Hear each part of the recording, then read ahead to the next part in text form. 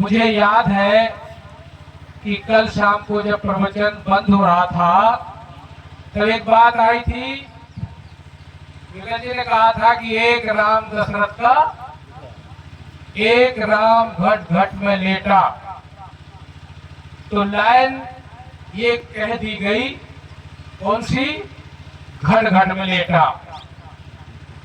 घट घट में लेटे वाले को ही जानना है, क्योंकि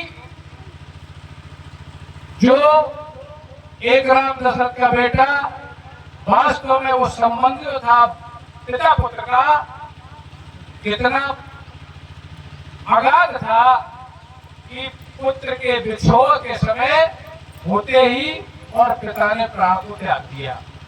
ये पिता पुत्र का संबंध बेटा थे वो जिनके, उनके लिए ये मिसाल है कि ऐसे बेटा उनके लिए थे कि उनके बगैर वो रह नहीं पाए। और एक राम जो घट घट में लेटा है, इसको जानना पड़ेगा। घट घट में लेटा सुन लिया, इससे हमारा काम नहीं चलेगा, क्योंकि जानने की बात हमारे संत महापुरुषों ने लिखी है।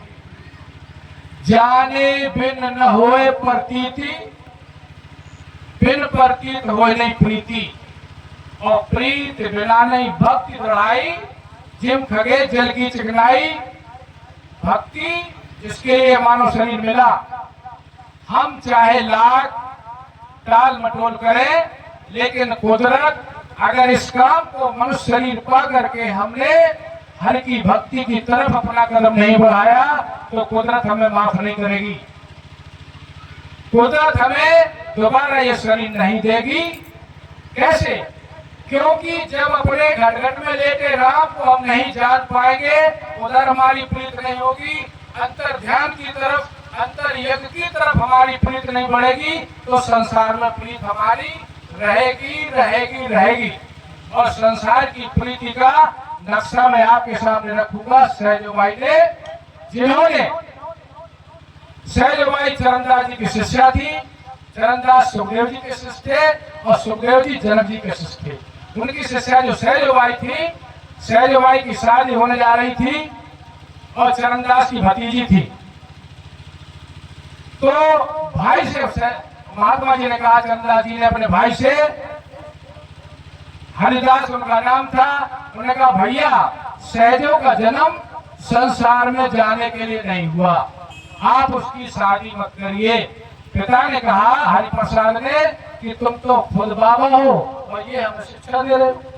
तो आज एक कानून है ये सनातन से हमारा कि बच्ची की शादी जरूर की जाती है, लेकिन चरणदास जी ने बता दिया कि ये सहजोबाई इस काम के लिए संसार में नहीं आई, क्योंकि सत्य की दृष्टि और सामाजिक प्राणी की दृष्टि में अंतर होता है।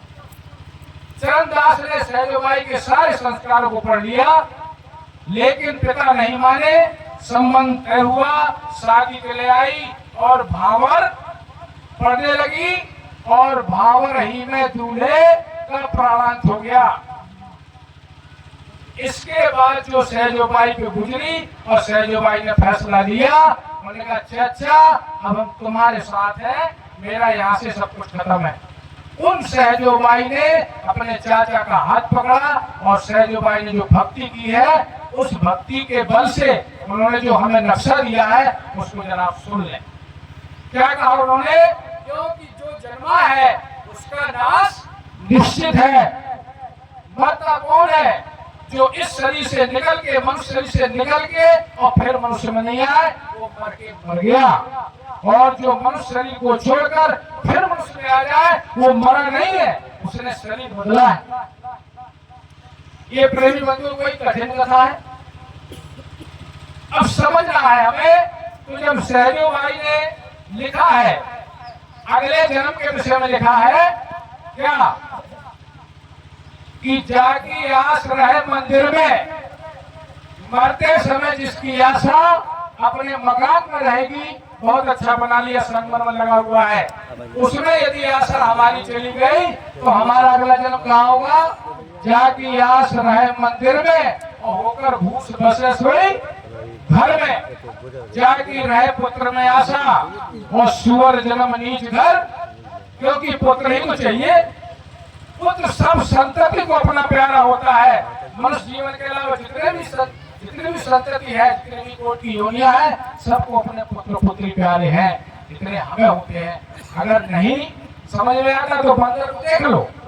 बंदर का बच्चा जब मर जाता है तो हम तो अपने मरी हुई संतान को तुरंत ले जाते हैं, जो भी क्रियाक्रम होता है, लेकिन बंदर का इतना वो होता है कि अपने बच्चे को जब तक वो सड़ गल के गिर नहीं जाता, क्या उतना प्रेम हम में है अपनी संतान के प्रति। तो अनेक सृष्टि है, उन्हीं कामों को हम करके आज यहाँ पर आए हैं। फिर उन्होंने कहा कि जाकी आस रहे मंदिर में होकर घूस घर में, जाकी रहे पुत्र में आशा, सुअर जन्म नीच गर्भाशा, क्योंकि पुत्र ही तो हमें चाहिए ना, पुत्र मिलेंगे। फिर इसके बाद उन्होंने कहा है, देखो संतों ने कुछ छोड़ा नहीं है।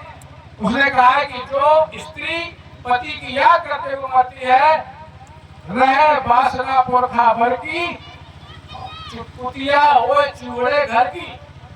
और पुरुष के लिए कहा है कि जिसकी स्त्री मिलन की आशा रहेगी अंत में, वो कुत्ता बनेगा। इसलिए उन्होंने सारी सृष्टि के लिए, क्योंकि हमारी जब बाहरी वासना है तो हम जाएंगे कहाँ, ये हमें फैसला कर लेना चाहिए। धन की इच्छा करेंगे, सर बनेंगे, पुराने लोग कहते भी हैं। इसलिए ये तो यहाँ का पन्ना रहा। अब इधर वाला पन्ना जिस पर आप, जिसके लिए आप बैठे हैं, साधु संग की वासना जागट पूरी होए, मनुष्य जन्म सत्संग मिले, जब तक मुक्ति न होए। परमेश्वर की वासना जागट जाए समाए, सो है ब्रह्म स्वरूप है, उपजे बिन से नाय। अब आपके सामने, हमारे सामने सबके नक्शा है। आप नाम कथा पंथा इंद्रिया नाम निग्रह तजयाम संपदा मार्गो ये निष्ठंत निगमता। आपत्ति का मार्ग है अपनी इंद्रियों वासनाओं को खुला छोड़ देना, और संपत्ति का मार्ग है अपने इंद्रियों को समेटना। आपकी इच्छा है, आप जिस मार्ग जाना चाहो जाओ। ये संदेश हमारे महापुरुषों का है ना। और ये सत्संग किस लिए होता है कि हमारी वासना थोड़ा सा सत्य की तरफ जाए, जिससे हम इस संसार के भोग करते हुए अपने गंतव्य की तरफ जाएं।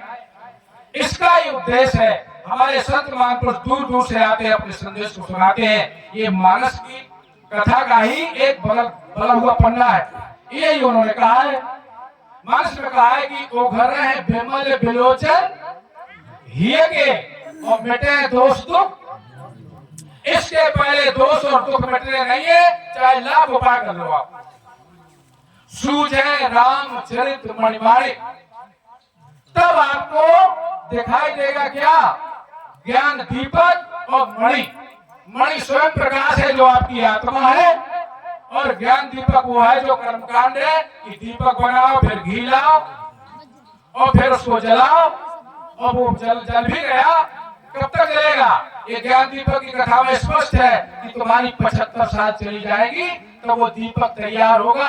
और दीपक का हस्त्र क्या होता है, अंचल बात बुझावे दीपा, माया कर छल बल कर जाए समीपा, और अंचल बात बुझावे दीपा। जो 75 साल में हम दिया बनाएंगे, उसका हस्त्र क्या होगा।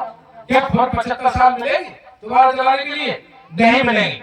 इसलिए जो चिंता मणि की कथा मानस में है, ये मनुष्यों के लिए है। भाई एक महापुरुष का जन्म हुआ, उन्हें किया क्या, उन्हें इसी चिंता मणि को अपने गुरु विश्वामित्र से जाना। उनके शिक्षा के गुरु कौन थे? वशिष्ठ जी थे, कुलगुरु थे। लेकिन ज्ञान के गुरु कौन थे? विश्वामित्र। विश्वामित्र से उन्होंने वो प्रकाश मणि भक्ति मणि की दीक्षा ली, और इसके बाद उन्होंने कमाई की राम भक्ति चिंतामणि सुंदर। लेकिन ये चिंतामणि के पास हम कब जा पाएंगे, जब तक वो घर है बिमल बिलोचन। बिमल शब्द आया और बिलोचन भी आया। खास बात है, बिमल माने बिना मैल के, और बिलोचन माने विशेष नेत्र। क्या है विशेष नेत्र?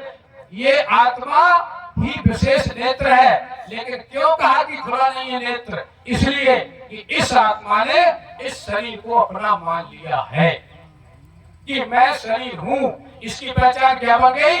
जिससे भी कभी हम परिचय पूछते हैं तो क्या कहता है, अपना ये नाम बताता है। क्या